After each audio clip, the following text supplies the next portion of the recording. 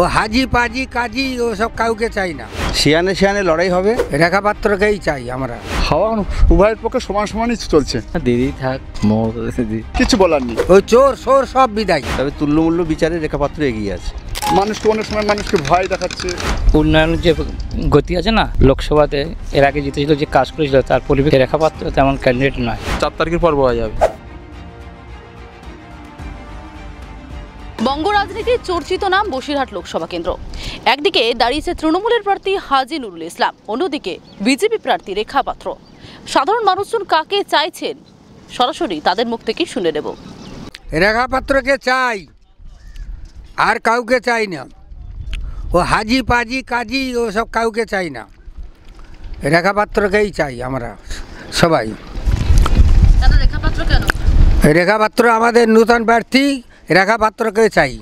ওই চোর সোর সব বিদায়, সব মানে পাপ মানে একদম মানে বিদায় করে তারপরে নূতন করে আবার তৈরি হবে।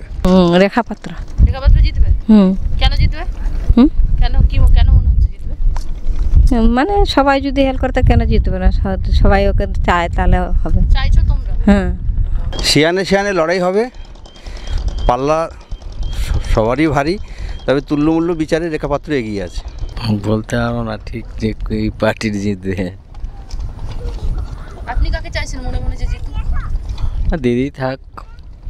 দিদি বলতে দিদি, মমতা ব্যানার্জি। নুরুল ইসলাম জিতুক এটা চাইছেন? এখন জিতবে এখন না হওয়া এখন ঠিক বলা যাচ্ছে না।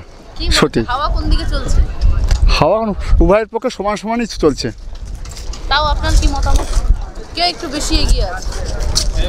এই যে যেমন আজকে যেমন মিছিলটা দেখলাম যে তৃণমূলের বেশি সংখ্যা দেখছি। এই তো আজকের আলীনগরের মিছিলটা যেভাবে হয়েছে, প্রচুর পরিমাণে হয়েছে লোকজন, এতে কোনো সন্দেহ নেই।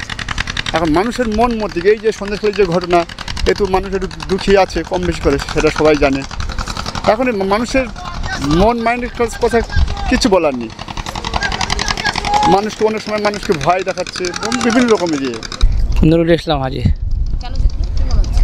দলের উন্নয়নের যে গতি আছে না, এবং ক্যান্ডিডেট হিসেবে যে লোকসভাতে এর আগে জিতেছিল, যে কাজ করেছিল তার পরিপ্রেক্ষিতে এবার যে কাজও করবে, সে রেখাপাত্র তেমন ক্যান্ডিডেট নয়, যোগ্য প্রার্থী মনে হচ্ছে না। সাধারণ মানুষ সেইভাবে ভোট দেবে।